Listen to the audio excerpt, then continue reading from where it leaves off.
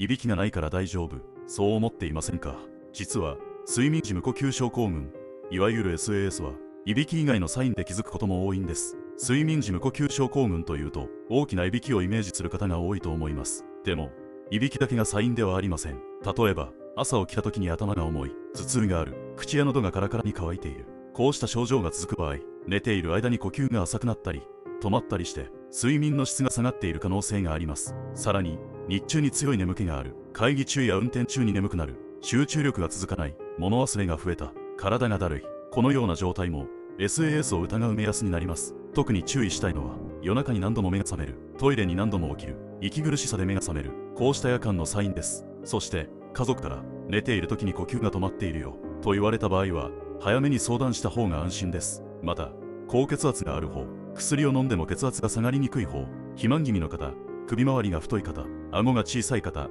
鼻づまりや扁桃肥大がある方も SAS のリスクが高くなることがあります。相談先としては、呼吸器内科、耳鼻咽喉科、睡眠外来などがあります。鼻づまりや喉の問題が気になる方は耳鼻咽喉科、日中の眠気や高血圧が気になる方は、呼吸器内科や内科に相談するのが目安です。いびきがなくても、朝の頭痛、強い眠気、口の渇き、集中力低下、夜間頻尿、そして呼吸停止の指摘がある場合は、一度、医療機関に相談してみてください。睡眠の問題は、日中の生活だけでなく、血圧や心臓、脳の健康にも関わります。ただの寝不足かな、で終わらせず、気になるサインが続くときは、早めの確認が大切です。この動画は一般的な情報です。症状がある場合は、医師に相談してください。睡眠時無呼吸では、日中の眠気、起床時の頭痛、口の渇き、集中困難、高血圧などが疑うサインとして挙げられています。